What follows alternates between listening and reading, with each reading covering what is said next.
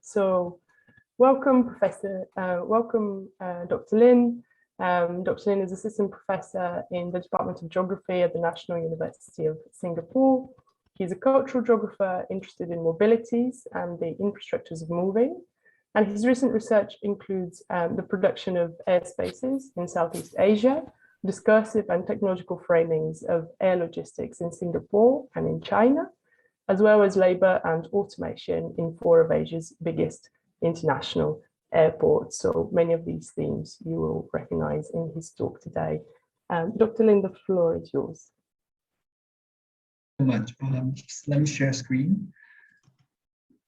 Are you able to see the slides and nothing else, just the slides, right? So, okay, just minimize some of the windows. All right, so thank you so much for the introduction and also for inviting me to this forum on transport infrastructure development and Chinese geopolitics. As I was, speaking to Professor Zeng a while ago, I wish, I were back in the UK, which I hadn't visited since 2019, but I guess for now, virtual kind of exchange would do. So I'm really pleased to be here to share with you my reflections on my rather nascent research in the last 5 years or so on Chinese airports. But equally importantly, precisely because I take such a narrow focus on airports, I look forward to learning from this forum the different perspectives on the geopolitics of infrastructure emanating out of China.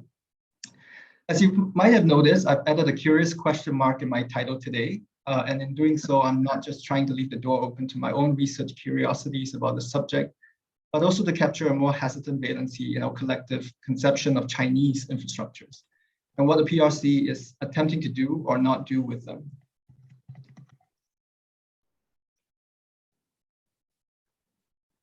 Okay, when one speaks of Chinese infrastructure, the Belt and Road Initiative inevitably comes to mind.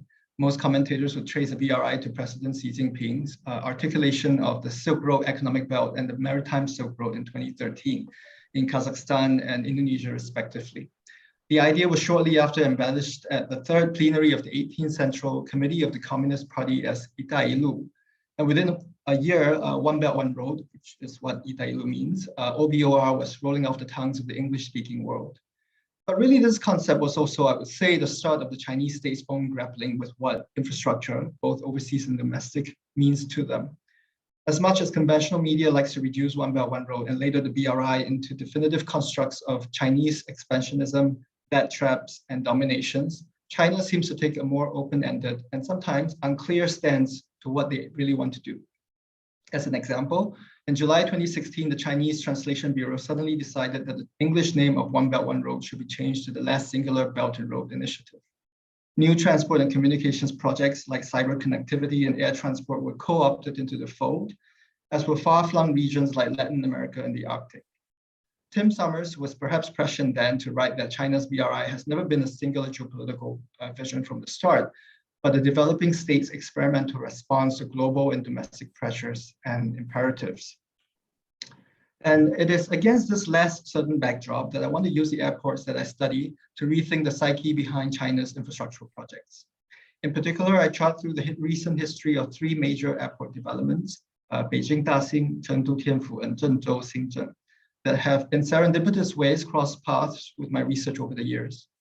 Opened between 2016 and 2021, these airports are admittedly domestic installations, but nevertheless represent the origins and termini of prominent aerial silk roads.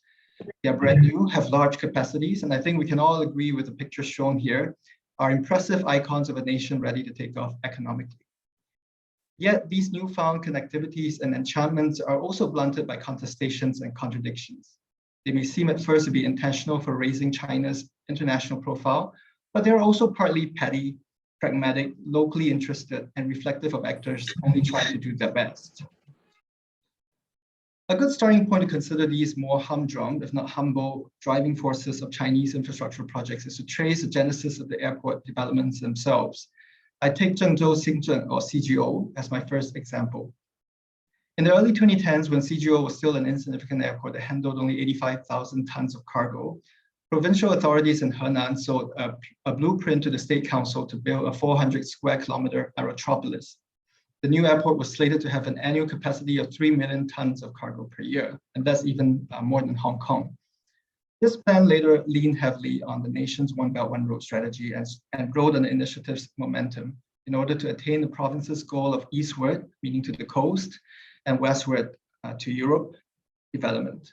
As this respondent relates to the airport's opportunistic efforts to latch onto the BRI, the Silk Road idea didn't really begin there and was never part of prior economic calculations.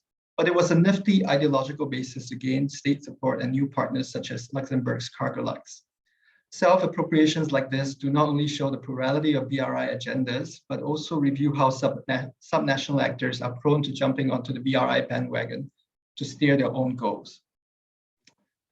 What is more, so-called BRI rationalities can be highly fractious. Consider this respondent's comparison of CGO with Shanghai. In transport and logistics, Shanghai is the envy of many second-tier cities in China. It is number one in China's air, sea, and land conveyance, and with this comes price-setting power. For CGO to attain Shanghai's position is a long road, but it can be a cheaper, faster transit hub in the meanwhile that can relieve some of the congested East Coast routes. These contestatory strategies suggest that mixed within purported BRI geopolitics are internally divergent ambitions that make these aerial silk roads not so much coherent as internally competitive. Turning to Beijing Daxing and Chengdu Tianfu, these two newly opened airports in 2019 and 2021 respectively have further stoked popular imaginations of a Chinese resurgence through infrastructure. To be fair, some of the pronouncements spoken over these airports in China, often to domestic audiences, might have come across as slightly over-enthusiastic. Chengdu's second international hub, Tianfu, for instance, was heralded as the air bridgehead linking the Yangtze River Economic Zone to, I quote, the largest aviation port of the Silk Road Economic Belt. It is dedicated to connecting the globe in all directions, as the Chinese character Chuan in Sichuan signifies, end quote. So for those who are not familiar, Chuan is kind of, maybe I'm not translating this correctly myself, but I think it means river, and it has like the strokes of the word actually represent different flows, different motions.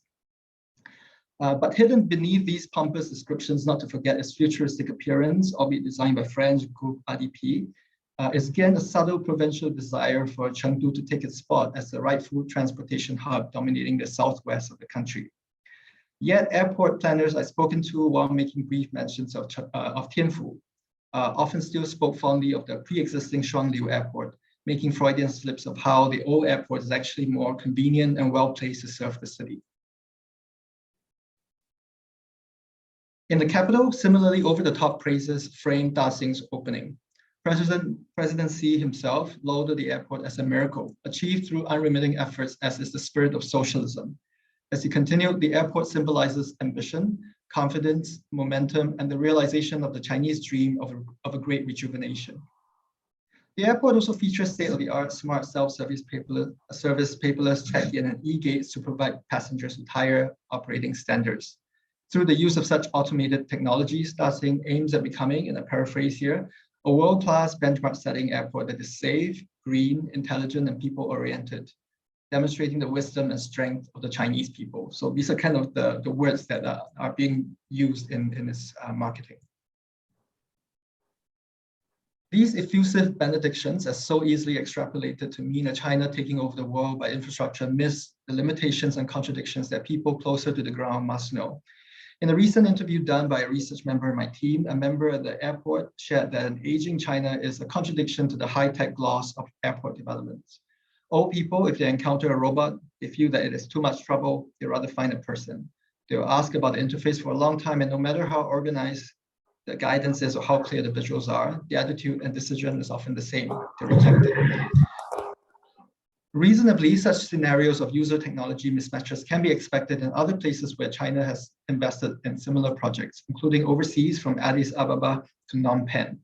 As Matt Hirsch has written about such mismatches before, though in the Southeast Asian context, and I want to paraphrase him here, the dismissive attitudes of airport planners toward the needs of low-cost and other less tech-savvy travelers is indicative of a broader gap in knowledge, experience, and perception that divides technocratic elites who are responsible for managing growth from the wider population that actually dwells in these airports.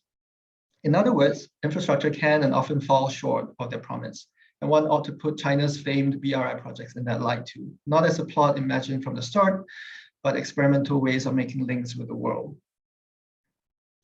Another obvious contradiction comes from the fact that the golden phoenix that is Daxing Airport till today has not even lived up to the purpose of its birth thanks to the COVID-19 pandemic. And as we know now, that it's actually getting worse in Beijing and Shanghai. So maybe there are fewer flights now. Originally meant to be a sky team and one world hub to redistribute some of Beijing Capital Airport's international traffic, Daxing currently only serves domestic flights and handle only about half of its planned capacity. In looking at these three airports and research threats, I am certainly not saying that China's infrastructural building frenzy in recent years, whether domestic or otherwise, plays no geopolitical function. These infrastructures are certainly intentional to some extent, but are simultaneously interlaced with more than national, or should I say less than national, contestations and contradictions that often end up changing the tenor of the BRI itself. Indeed, it is in this less definitive light that we are able to countenance the sometimes irrational, fractious, and potentially contradictory nature of the BRI and its geopolitics.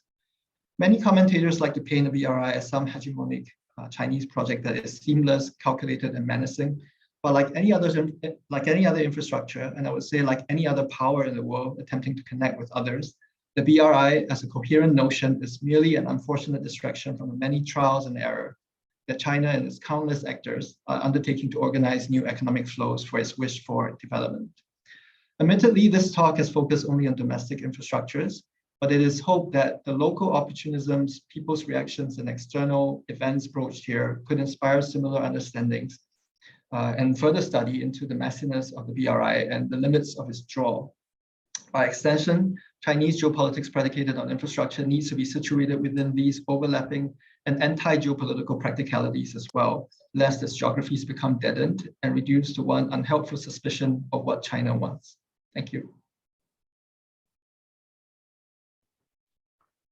Dr. Lin, thank you so much for this introduction. I really appreciated your take on today's theme, because of course infrastructures are always political and or geopolitical, but they're also always material and technological and social and partial and kind of set in particular local arrangements. So I thought that sort of tension came out very, very clearly in this talk, and I'm looking forward to discussing further. I have a lot of questions, I'm sure others do as well. I would like to give the word now to Professor Zeng, but first a few words of introduction. So Jinghan Zeng is a professor of China and International Studies at Lancaster University. He's also academic director of China Engagement and director of the Lancaster University Confucius Institute. Professor Zeng's research lies in the field of politics and international relations with a focus on China. And he has a new book, which just came out earlier this month, entitled Artificial Intelligence with Chinese Characteristics, National Strategy, Security, and Authoritarian Governance. Professor Zeng, the floor is yours. I'd like you to share your screen, please. Well, thank you very much, and thanks for having me, and thank you everyone for being here. I think Dr. Lin has set up a very good kind of background and context for what I'm going to talk about. I think usually when I join this kind of discussions, it's the other panelists, we're all talking about geopolitical implication and the grand strategy of BRI, and then I will come to say, you know what, probably I think things are very different. But I think what Dr. Lin said is exactly what I want to talk about today, but mainly probably from a more international relation perspective, or trying to engage a bit more in that kind of angle. So let me share my screen here. Right. Yeah. So as you can see, I call it understanding the slogan of Belt and Road Initiative was because I mainly interpret this as a slogan instead of a very concrete kind of geopolitical strategy. And I think Dr. Lin has already given us a very brilliant kind of introduction of what is Belt and Road Initiative. So we don't have to talk too much about it. Currently in international relations, or if you see those political commentators, a lot of them will be interpreting the Belt and Road Initiative, as Dr. Lin already mentioned, as some sort of, well thought out Chinese strategy, or in international relations, a specific term, a grand strategy, which is trying to reclaim its geopolitical dominance in Asia and trying to challenge the US dominance or create a Chinese-centered world order. Or it's even China's Marshall Plan, if not more ambitious. And the key idea of the goal, many argue the Chinese geopolitical goal is trying to seek for nothing but rewriting the geopolitical landscape or world dominance. So in short, you can summarize that most of the analysis nowadays on Belt and Road Initiative is meaning summarizing or characterizing this as a well-designed, clearly defined top-down grand strategy of Beijing, projecting China's geopolitical ambitions. I think that's a good summary of what's going on. And Meng has been comparing this with Marshall Plan, how the BRI covers more country and involves more investment and population, etc., etc. But what I am arguing actually in the past few years during the debate is trying to make a counter argument. I argue that the Belt and Road Initiative is not actually well-designed, well-defined, and it's not really top-down as many would assume, and also it's not qualified as a grand strategy at all. So interpretation of that is Belt and Road Initiatives are the best, a loose policy envelope where subnational actor, local actor is going to insert their policy goals into this Belt and Road Initiative. And ultimately, what it is Belt and Road Initiative has become is become a political slogan to say China is going to do something important. But what precisely are it are something yet to be defined and subject to change. Right, so this is relevant to a new book I'm recently writing, in which I argue the Belt and Road Initiative is a multifunctional political slogan used to mobilize domestic and international actors to achieve something. But what is going to be achieved, there's no one single geopolitical goals and no single clear direction of travel, and we leave considerable rooms for the subnational and local actor to shape the direction of BRI. Right, so in order to further support what I'm arguing, I think there are several things we can look at. First of all, I argue Belt and Road Initiative, if you go back to the timeline, it's not a consistent plan. If you go back to 2012, when Xi Jinping took in power, in 2013, he introduced the One Belt, One Road Initiative. At that time, it was introduced in the context of pre-free diplomacy, which means that the Belt and Road Initiative was only about China's neighboring countries, India, Pakistan, Vietnam, Thailand, has nothing to do with Africa, with Europe. But in 2014, it gradually expanded its geographical focus. And then Eastern Europe started to be getting involved. And at that time, there was some criticism from Europe saying that, are you now dividing Europe into Eastern Europe, Western Europe? Why not the entire Europe are getting involved? And in 2015, when Xi Jinping visited the UK, and he announced that the Belt and Road Initiative is a global initiative. All countries who are interested in it can join it. You can see a clear geographical expansion of this Belt and Road Initiative. So it's not very clearly defined at the very beginning. It's not very consistent at all. And then when Xi Jinping announced this idea in 2013, it takes 2 years for Beijing's central agency to release the Belt and Road Initiative central guideline. So in 2015, when the Chinese government officially released the Belt and Road Initiative guideline, and the local Chinese actors were spending 2 years to influence this central guideline and try to shape it in a way they want to shape. And then following 2015, those actors were supposed to provide so-called docking plans in their own region or their plans about BRI. But what I have seen here is they continue to put forward their own plans without, or pretty much sometimes even ignore the central guideline of it. And also the tone of Beijing about Belt and Road Initiative has been changing. If you were following about what Xi Jinping said in first Belt and Road Initiative Forum and the second Belt and Road Initiative Forum, you can find a very much different focus and the shifting discourse on the themes and on the topic of it. So ultimately, what I have seen here is a shifting Belt and Road Initiative, which is planning, developing, implementing spontaneously. So it's not like a project people sometimes will do. You do budget, you do timeline at the very beginning, and then you announce everything with a concrete plan. That's not what happened. What happened is a fanfare idea. We're going to do something very important called a Belt and Road Initiative. How much budget involved, what we're precisely going to do is something going to be developed subsequently after that announcement. So this is why planning, developing, implementing at the same time.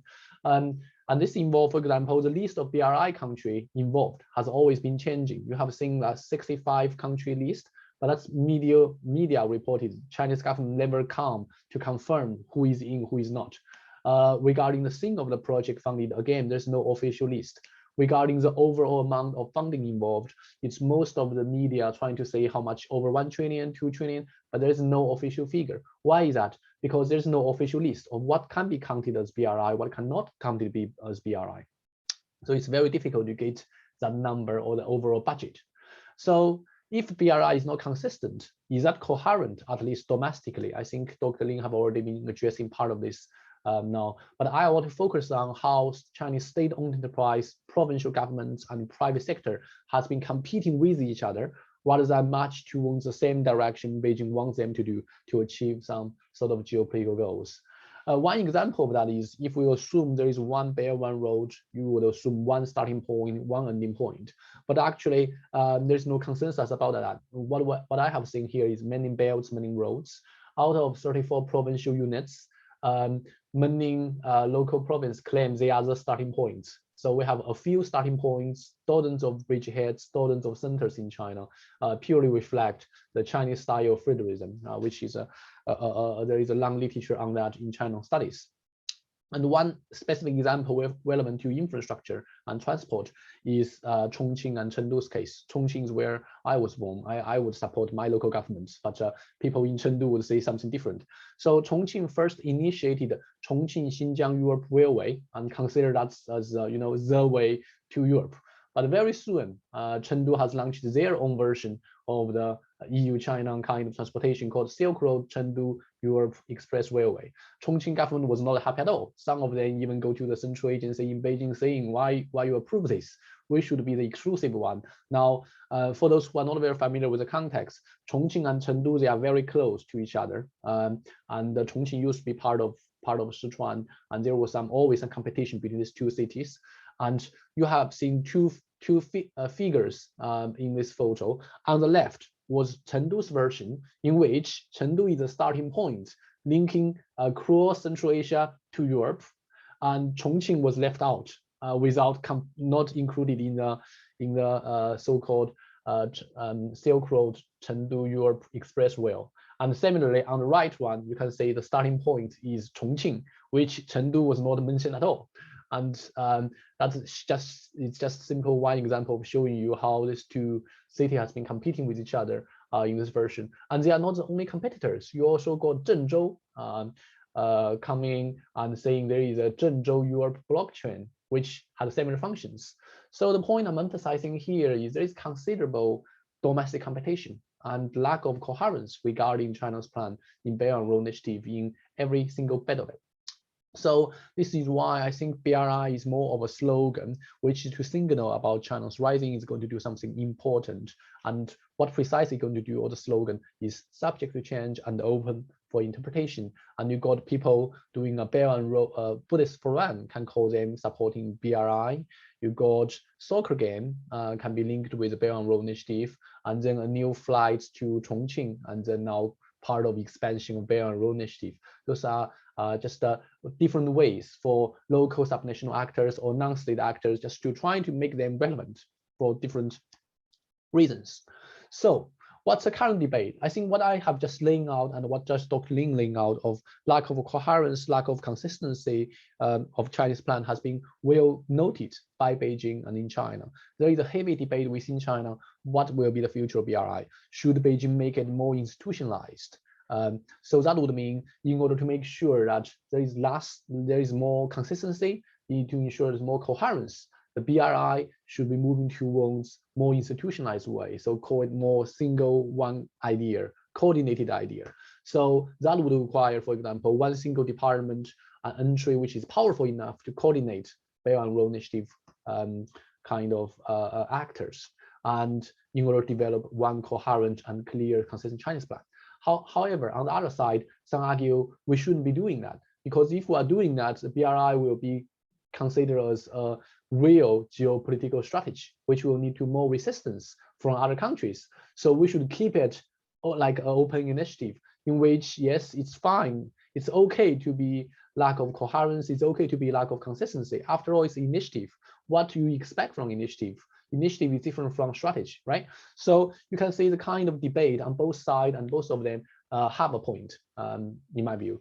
So these two direction of travel in this debate will need to very different kind of BRI in next 5 or 10 years time.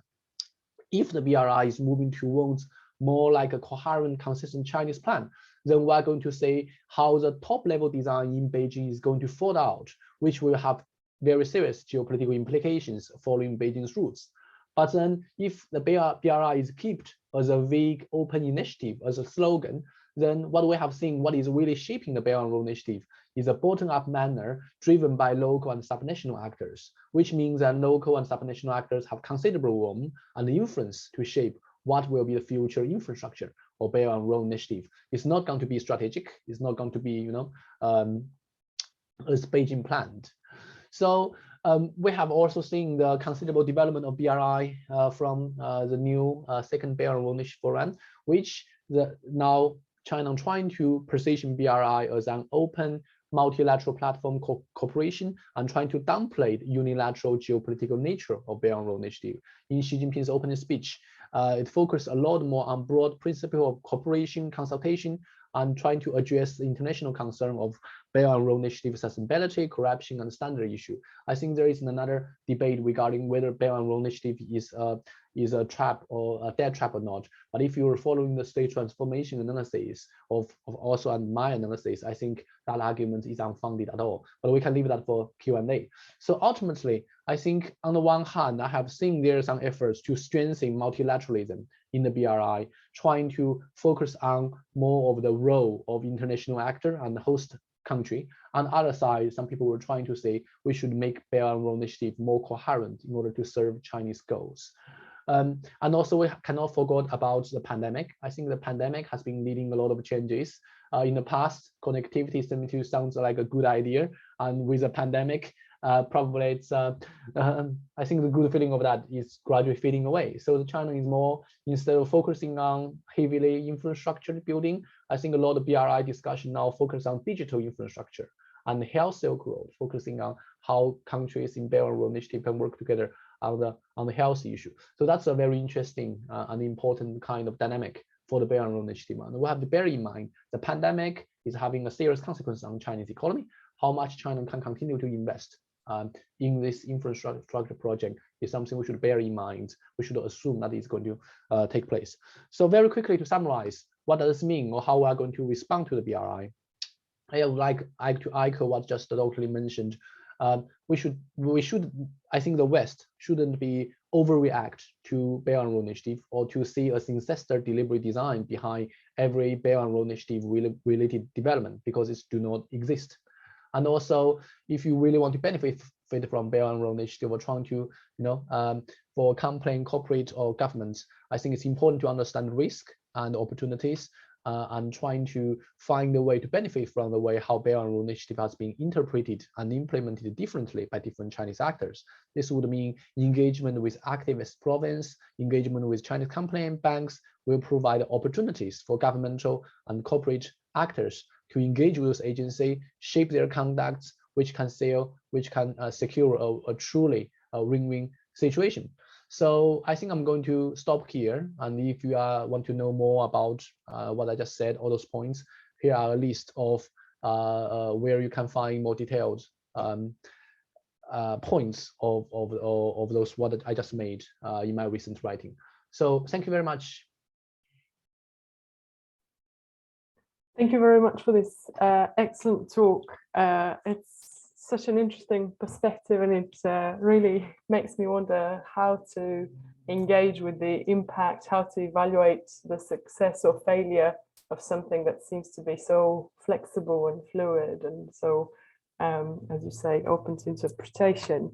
I would like to invite now the two speakers to offer their further comments and questions based on what we've heard so far, maybe starting with Dr. Lin. I don't want to introduce too much structure into this because I'm sure you have many questions of your own, but many of the things that I found interesting in the way the two talks spoke to each other was this kind of idea of the BRI as a slogan, and if it is a slogan, then who are its key audiences domestically, internationally? How do they engage with it?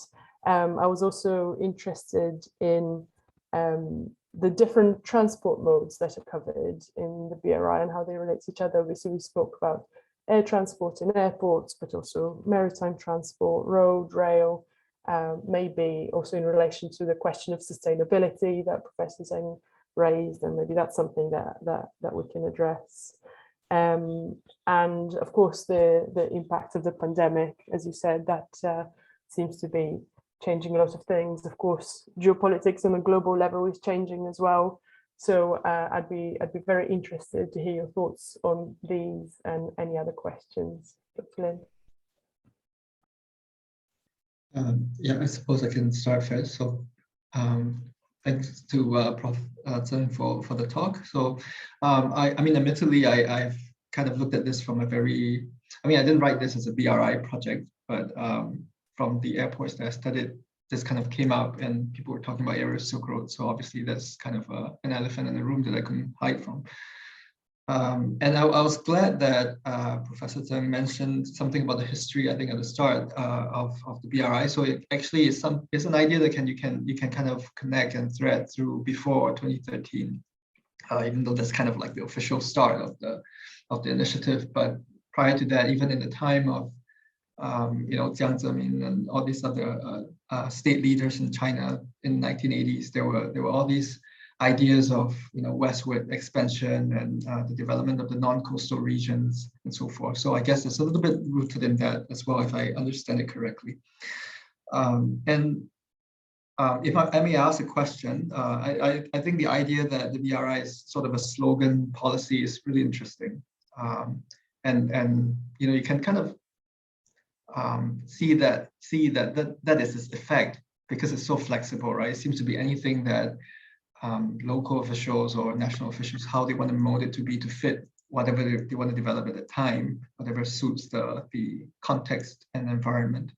But I was wondering also how much discursive effect the slogan itself has had on local actors, in the sense that all this desire to develop certain provinces, local provinces, that has been around for a long time. But has the slogan actually changed the way that provincial governments sort of view themselves and what they can develop and who they can develop with and how they should connect with other spaces through through different kinds of transport modes? Because now we're talking about digital as well, right? So is it transport or is it not? Is it communications? So I just want to have a sense, if I may, whether that slogan has a more material effect on policy locally and whether that has changed over time in history. Well, I think all of those are very good questions and very good kind of starting points of this conversation. I agree with what you just mentioned, Dr. Lin. I think Tim Summers had a very good paper in Third World Quarterly talking about the historical roots of BRI, how this is relevant to Jiang Zemin's Go West kind of campaign.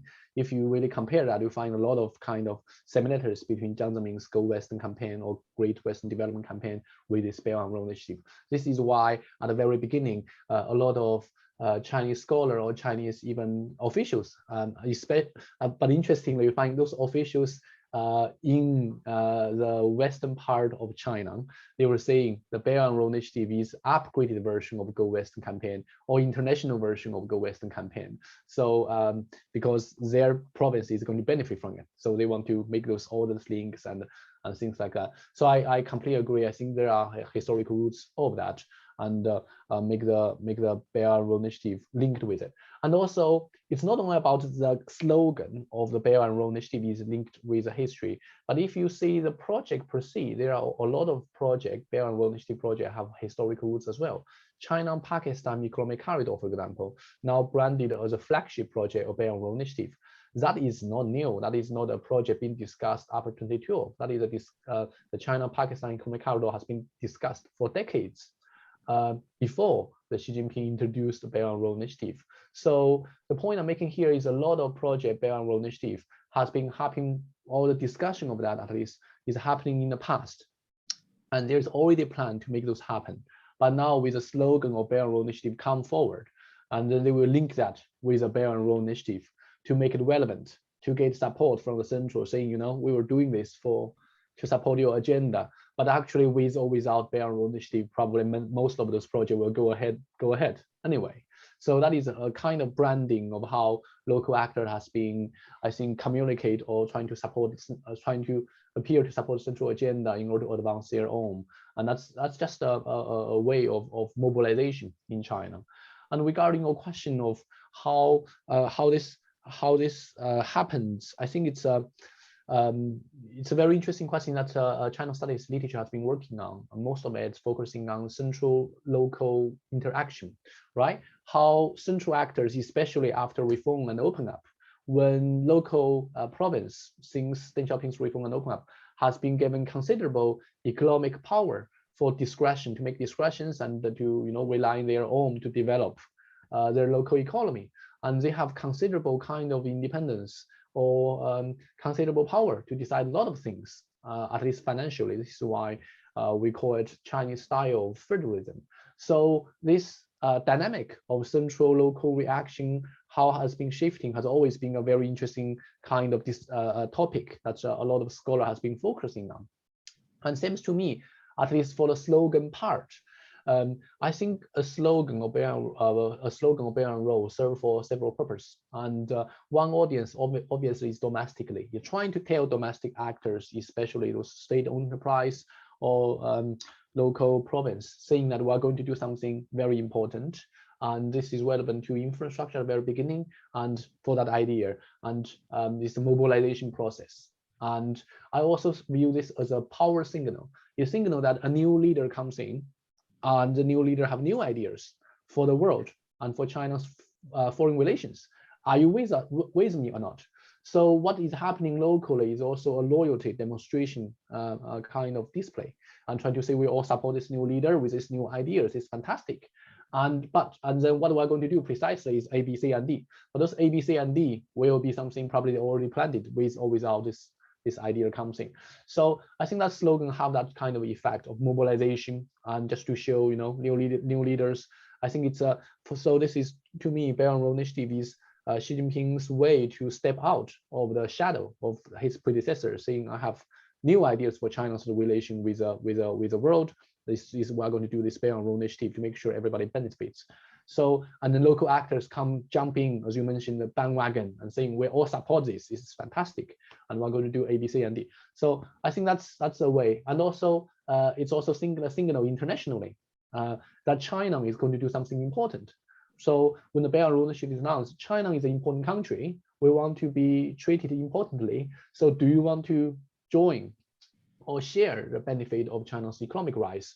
And for those countries who said we want to join Belt and Road Initiative, it sends a strong signal to stand with China, and to it's a signal of what kind of relation they want with China. This is why when Italy officially announced that Italy want to join Belt and Road Initiative, that is very important to China because this is a very important politically and as a political symbol. But how much that has been affecting things on the ground, that's a separate matter, right? With or without Italy openly say we're going to endorse Belt and Road Initiative, a lot of BRI project will take place anyway.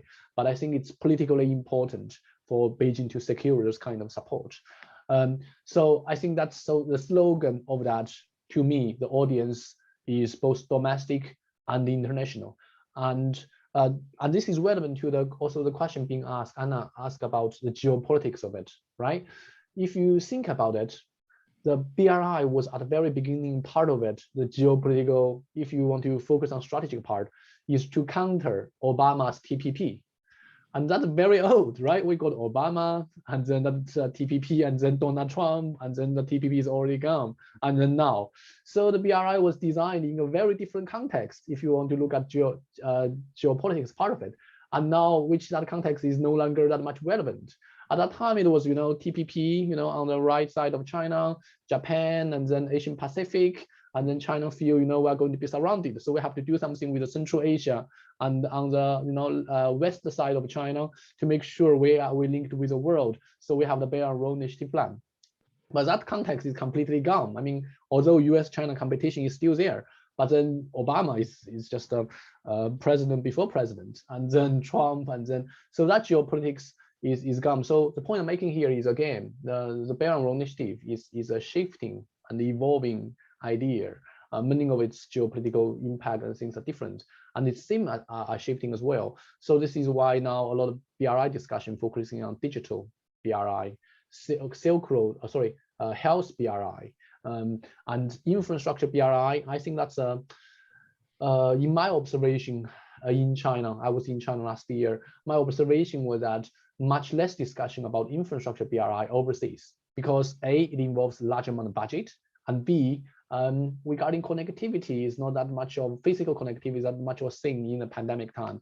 And C, China has been facing considerable pushback of the infrastructure project, and this is involving with the financial sustainability. We talk about the debt trap diplomacy. A lot of people are talking about. I don't think that's true. I didn't reflect reality, but that shows about the pushback.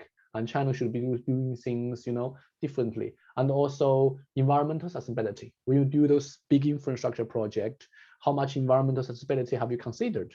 And China is facing a very different kind of environmental standard with the world. And to me, China is learning of how to invest overseas. And that learning process, you need to pay a cost. And I think China is paying that cost now, and to see that kind of pushback. So just to tie it up, I think it seems to me this is a slogan overall, in short, a slogan to say a new leader at a time, new leader come with new ideas. China is different, we're going to do something important. But what precisely are China's plan? We can shape it together domestically with domestic actors and with international actors. Thank you very much. I would like to ask you to talk a little bit more specifically on the airport development question, because we've already explored a little this kind of comparative perspective with the mention of the Marshall Plan and so on. And I think it's a really interesting kind of discussion to pursue, kind of contextualizing Chinese transport infrastructure development and maybe kind of stripping it of some of this air of exceptionality and hegemony. And in relation to airports, I wanted to ask you, Dr. Lin, to kind of reflect on the ways in which some of the processes that you've been analyzing reflect the kind of global aspirational vocabulary of that industry, the kind of talk of aerotropolis and so on, and what is kind of familiar from airport development elsewhere and what is different. This question is kind of related to the question that I asked earlier, I think, in the sense that, so Prof. Zeng is exactly right. I think a lot of the airport plans that I was talking about, they actually predated the BRI. Even for airports, I didn't study, right? I guess starting is a different matter because that's the capital and it's kind of sort of trying to respond to the overflow of capacity in the capital airport. But my sense also is that even though this is a plan of local or provincial governments to kind of connect, so these are all non-coastal cities. They are not as prosperous as the coastal cities, and the airports, and not just airports, but also roads and rail. They were kind of a way for these provinces to catch up, and they kind of think about themselves in that way, as not at all Shanghai, but they can play a certain kind of role in the country, whether it's a transit hub or whether as the main hub in the southwest corner of the country and so forth. But what I see that the BRI is doing is to kind of change a little bit, change the strategy somewhat.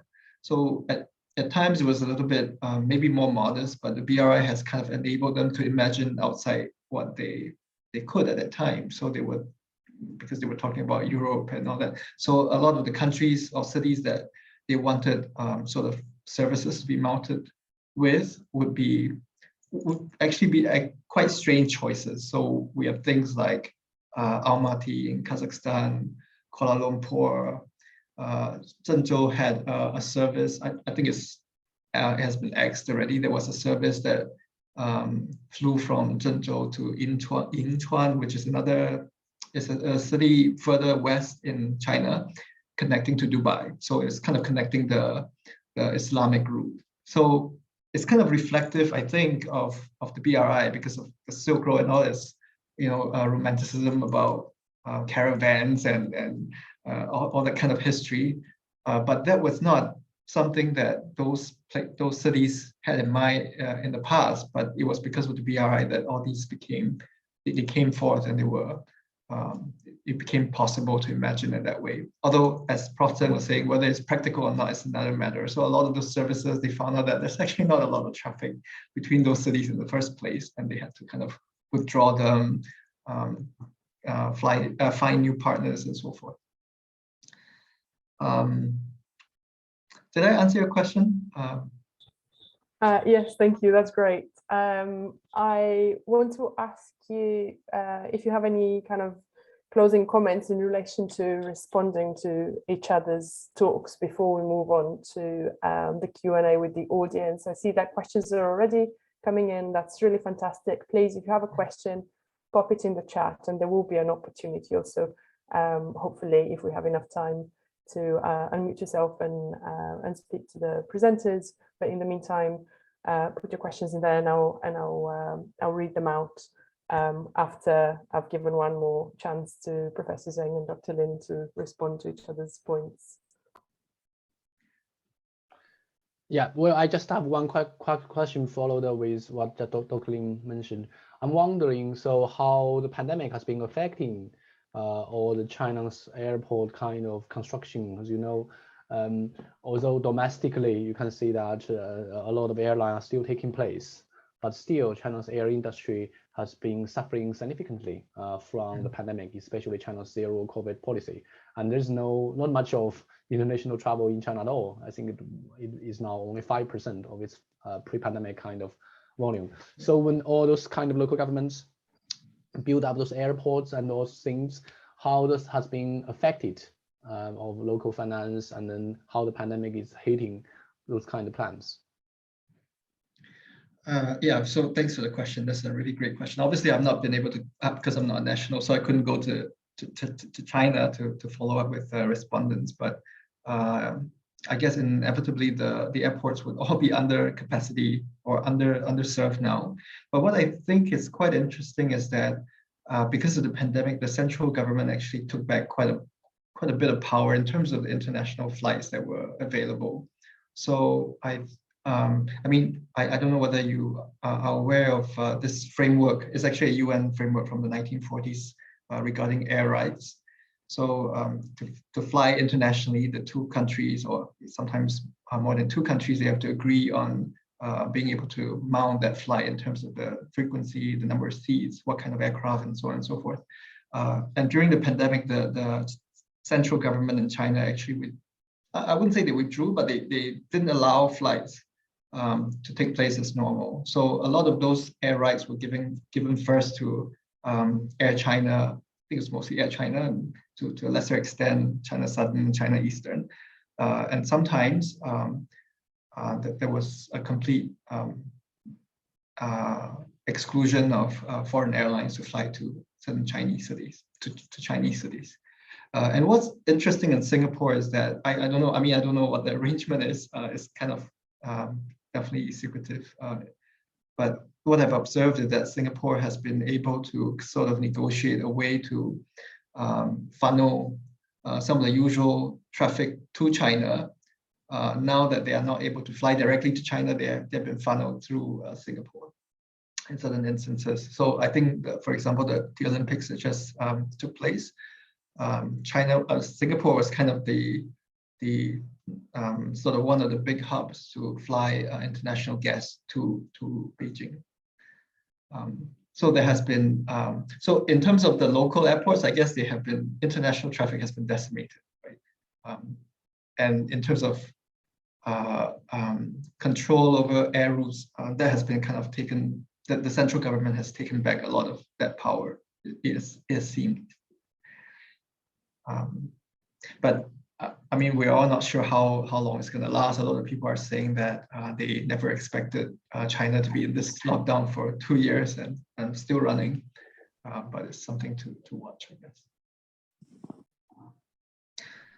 I guess for me, I don't. It's not really a question, but I'm very intrigued by what we've just discussed, and I was wondering whether some of what we said has an implication on perhaps even deepening uneven development within China. Because if the BRI framework or initiative is loose, but it does seem to have some kind of direction, and in order to succeed, it seems that local governments would have to kind of align themselves with with this initiative. Would that kind of create a situation where certain regions are just not suited to that kind of development, and they end up having to align themselves with that, and because of that, result in further uneven development? Would that be possible? Right. Well, I think that's a very good question. And I happened to do some research about that. So in the recent paper, I think a paper I wrote about narrating BRI, I mainly focus on how the process of how different Chinese provinces has been influencing the central guideline on Belt and Road Initiative in order to secure a place there. So that take place in the timeline from 2013 to 2015. So take 2 years for the central agency to release the Belt and Road Initiative plan.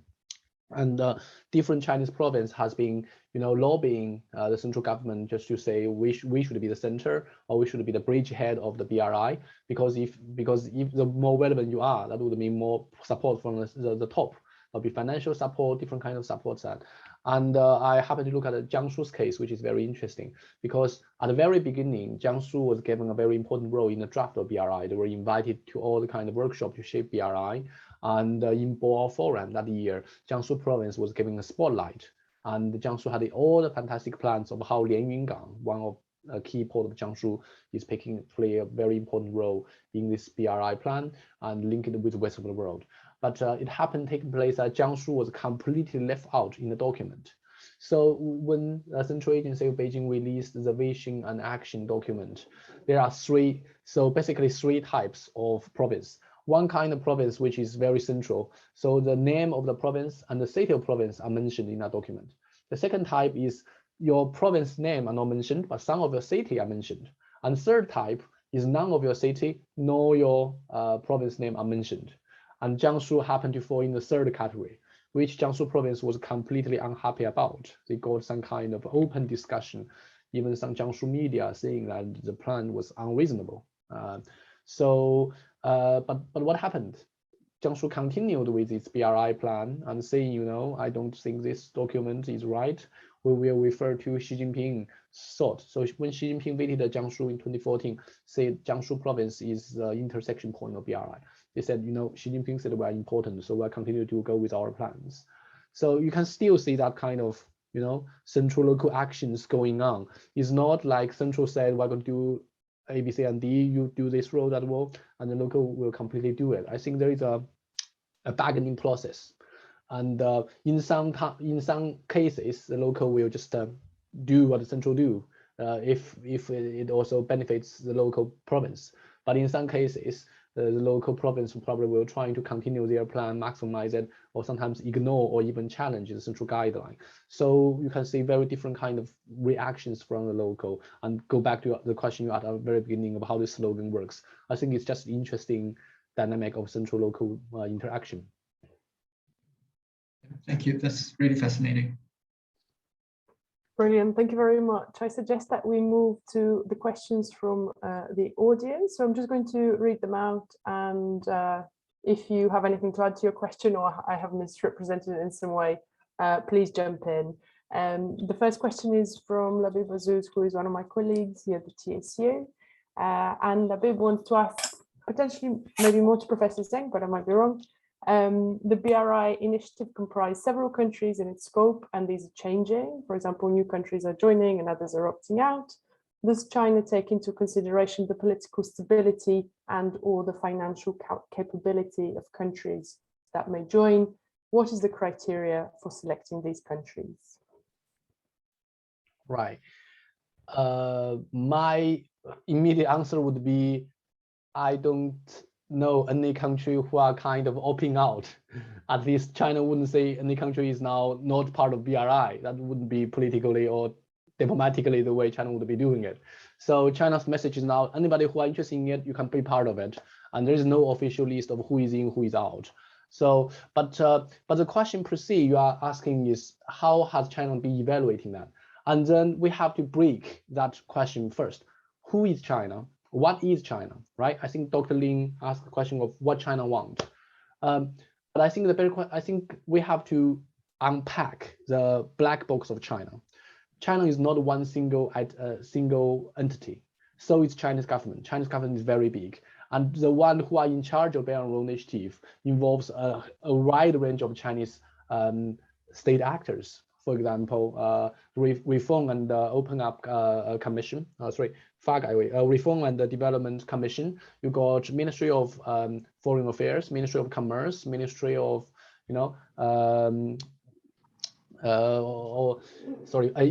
environment, and all sorts of kind of ministry involved in this. So when you talk about the financial capability and criteria, again, I think within China, it's unclear who is in charge, or probably everybody is easy in that. So I think the answer to the question is probably some departments or some ministry now are trying to evaluate, for example, about environmental standards of China or financial kind of ability to repay those debts. For example, the China Policy Bank or the kind of Chinese banks probably are doing that. But I haven't seen a coherent kind of Chinese response to those issues. And at a local level, you got state-owned enterprise just want to do the project. They just want to do the project, not necessarily taking account of the geopolitical awareness or to say what this project will serve national interest or not. What they were thinking about is how this project might serve their corporate interests, even if they are state-owned. So you do see this kind of power struggle, or probably kind of different factors are taking place, shaping their roles. So the question is, I think, yes, some of the Chinese government organizations are taking into consideration of the financial capability, but others are not. And so far, China do not have one single or very coherent criteria of selecting those countries. I think I shouldn't be saying selecting those countries, because China wouldn't say you are not qualified, so you cannot join in. I think probably it would be more criteria for selecting projects to say whether we decide to fund this project or not, whether this project fits in our criteria or not. But again, different Chinese banks and different Chinese province and city enterprise will probably have different standard and criteria.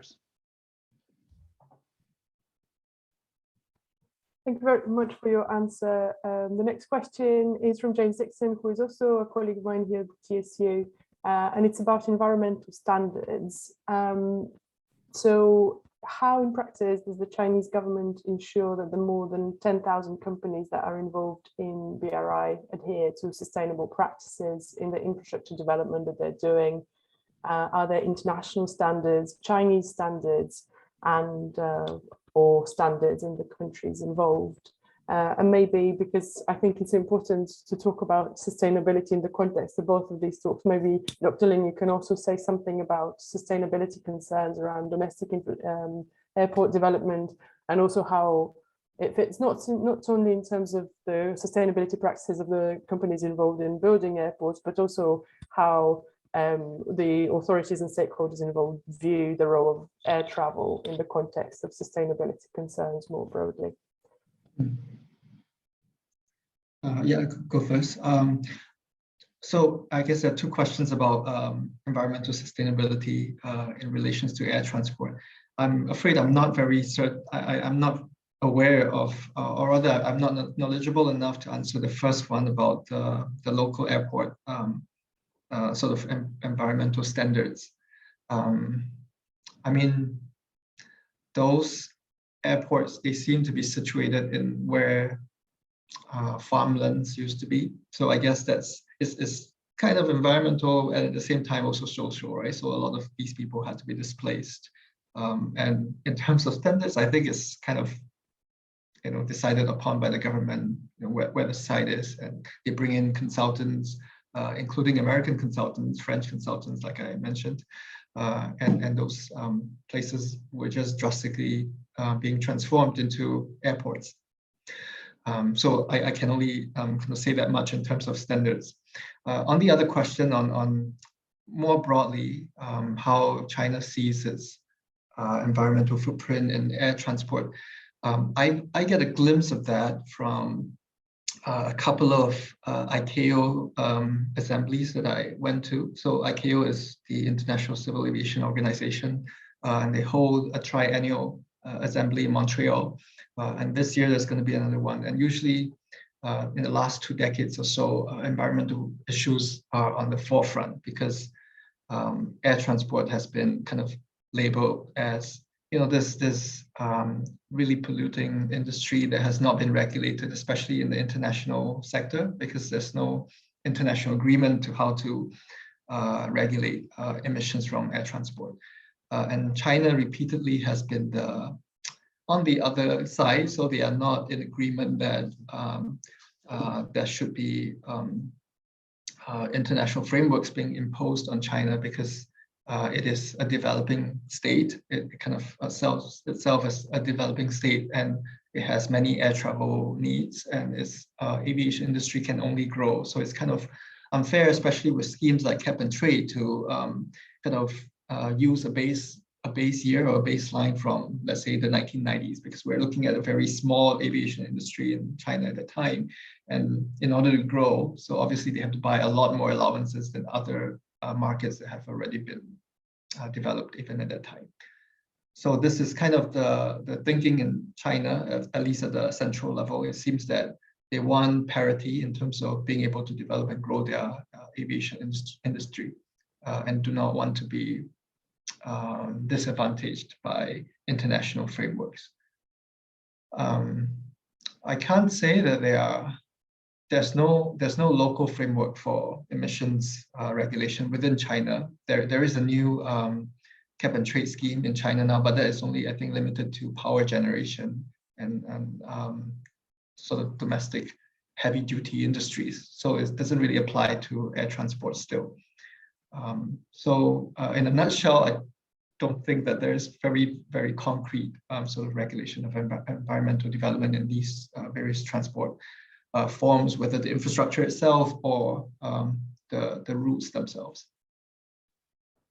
That's really helpful. Thank you very much. Now to Professor Zeng for the question around the environmental standards that the different companies involved in BRI may or may not adhere to.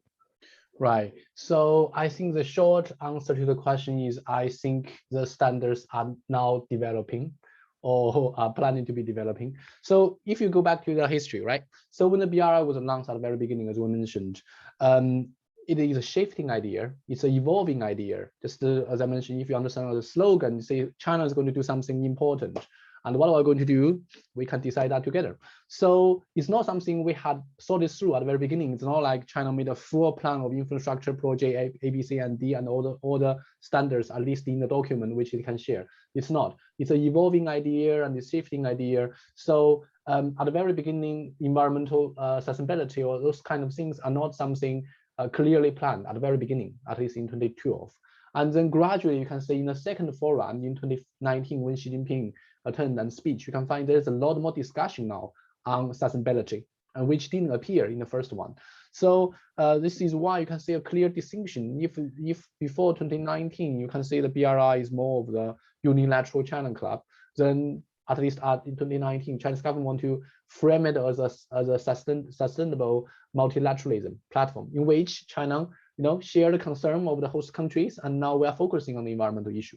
So the point I'm making here is it's a shifting idea, an evolving idea. There's no clear standard. And when we talk about the governance part of coordinating 1,000 campaign, I think when you ask a question, you already can sense the answer. It's very difficult, if not impossible, right? And we have to bear in mind, in different countries, BRI covers so many countries in the world. Different countries have their own different standards. How China is going to develop one single one for all, one size for all, that wouldn't work. And also we have to bear in mind what project, when we ask the question of BRI related development, right? The country, the companies involved in BRI development, relevant kind of infrastructure project, who defines which project are BRI project, which project are not? No one is there to develop that. We don't have one single, in China, there's a discussion, we should have one single website, one single port to define those are project, are BRI project. So they should be meeting the environmental standard. Those are not. So we don't care, right? But that's not possible, right? Only if you have that one single, institutionalized BRI, have that one single website, one list of what is BRI project, then you can make sure they meet the environmental standard. What's going on is they don't have that. Any company are doing project about infrastructure can claim they are relevant to BRI, at least they are supporting BRI. So how then in that case, how can you get someone or regulator come to say whether you meet the Chinese standard? I think in governance perspective, bureaucratic perspective, that's very difficult, or if not impossible. And within China, I think, yeah, China is learning about how to do things. So I think at best for what China might do in the future is China should be developing a Chinese standard, which China has been always doing, not only in environment, in technology, or other areas. China are interested in developing a Chinese standard. That is very good. And at the same time, when you have a Chinese standard, you should localization. So there should be one Chinese standard that when China do environment-related project abroad, all those companies should meet that standard. At the same time, those companies should do project with considerable localization. I think that should be the right direction of travel. But so far, it's very difficult because without an official list of who is BRI, who is not, or with everybody can claim they are doing BRI project, how can you make sure all those are meeting the standard? I think it's just possible. So yeah, so in short, the answer to that is there's no standard yet because China is learning about those things and how to do those things. But this is not necessarily a bad thing. I think we should be interpreting this as a bad thing. Precisely because China do not have a clear idea of the standards, they leave considerable space for the host countries to shape that standard, to shape that project, give you considerable room to do that. If China had a clear plan or preset agenda, want to do A, B, C, and D, what room do you have to shape it together, right? China come without much of a plan and we can shape this agenda together. That can be a good thing in some occasions. Thank you very much to both speakers. I'm going to move to the next question, which is specifically about the Polar Silk Road. So some claim, this is from Yu Wang, some claim that the Polar Silk Road has become separated from the BRI, while others believe that it is a close extension of a BRI. I wonder, and the question is for you, Professor Zeng, whether you think the relationship between the two, what do you think about the relationship between the two and how the current war affects such a relationship and the future development of it? I think it's a really interesting question also, kind of more broadly about, as I said, the kind of changing geopolitical situation with regards to Russian-Chinese relations. So maybe we can speak about that more broadly as well. Right. I think these are two. I would like to make 2 points. The first point is who define what is BRI, what is not, right? The question here is, I think you have already listed out about the debate or not. So what is a relation? I think that's a question sometimes Chinese scholars are working on. What's the relation of A, B, C, and D? But then again, who defines that? Who make the final say? Or will anybody making the final say? I don't think so. I mean, think about the Silk Road, digital Silk Road, or health Silk Road, or other Silk Road thing. There's no one single Chinese authority came to say you are not, because there's no one single department to do that. So I think in many ways it's up to people's interpretation. This is why I argue BRI, Belt and Road Initiative, is a slogan, which people can interpret different ways and just continue to do it. And there's no one single person can say you are doing the right way, you're doing the wrong way, because nobody would know, right? And nobody would have the power to define that. So I think that relation doesn't really matter. For those people who are interested in PSR, they can continue to do it and continue to claim they are doing the BRI and trying to get support from Central. So it's just a communication narrative issue under this big slogan. And regarding how the war has been affecting it. I think affecting I am a Belt and Road Initiative in general. I think if you focus on the physical connectivity, let's put it that way, physical connectivity, I think the war has been significantly damaging China's BRI plan. Ukraine is, I assume that the war you're talking about is Ukraine and Russia. Ukraine is China's key Belt and Road Initiative partner in East Europe. And for any Chinese exports go from China to EU, Ukraine plays very important geopolitical location for that transport, both by air and by land. Yeah, and with the war and Ukraine is China's top trading partner, and their trade goes beyond from agriculture to sometimes even military goods.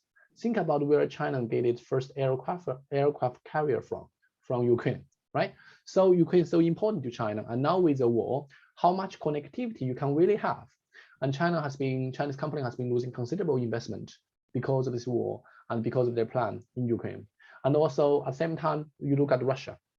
If Chinese transport go from Russia to Europe, now with EU sanctioning Russia, do you think Russia is going to let that happen? To say, China you can continue to use our lands and air, so you can continue to transport goods to Europe, right? So the connectivity idea has been fundamentally, I think, I probably should more modest, has been seriously affected.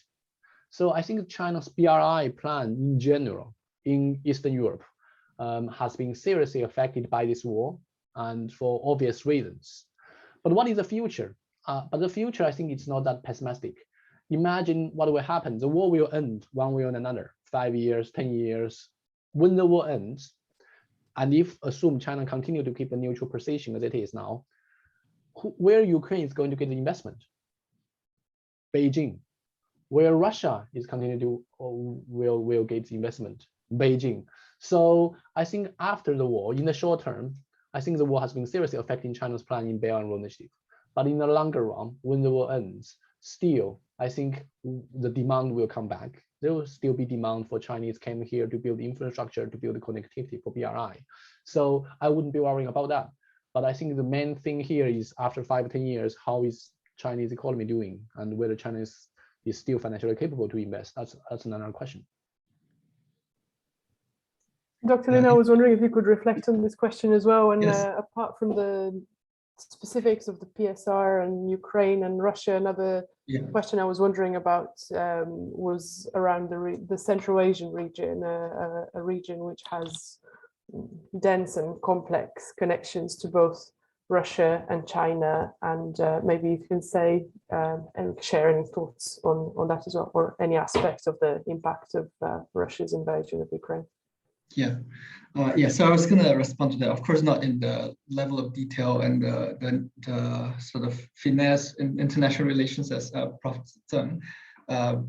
But reflecting on the third question, I was kind of relating it to the first as well, because the first question was about whether there were any consideration of financial, financial stability in choosing these BRI countries, right? In fact, I'm thinking that the BRI has the expansion of the network of nations seems to be tied more geographically than financially. And this is what perhaps makes things a little bit dicey, especially when looked from outside. It could look a little bit suspicious that the BRI is so flexible. It seems to be just growing geographically when there's no boundaries. It becomes everything and nothing. And although I said in the presentation that it's not good to be suspicious of China to some extent, but I also kind of mentioned that it is not something without geopolitical function, right? So that flexibility actually can work in geopolitically in favor of China. It's precisely because it is an empty signifier that you can start to include more and more nations. And I guess I'm coming back to the Polar Silk Road part. So that's where the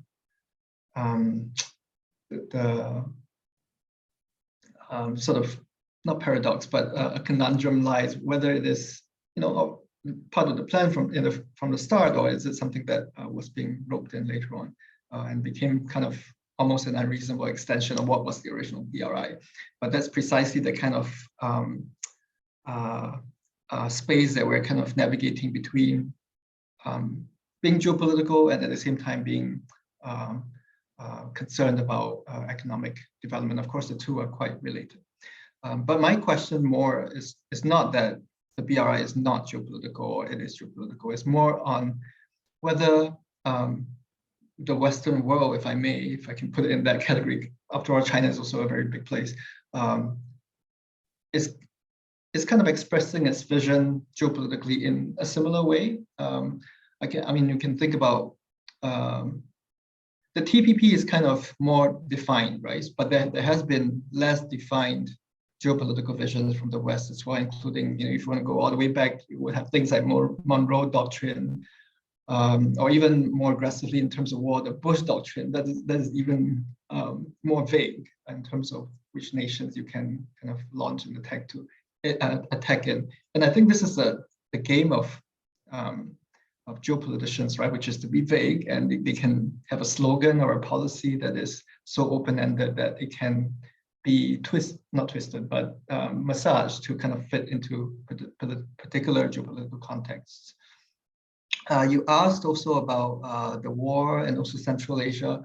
Central Asia is quite interesting. I don't study Central Asia, although I've been there once, but I always see Central Asia as kind of the land equivalent of Southeast Asia, which is the maritime equivalent, right? So they are the crossroads between these great powers. In order to have transport flows between the powers or to their major markets, you need to kind of cross either Southeast Asia or Central Asia.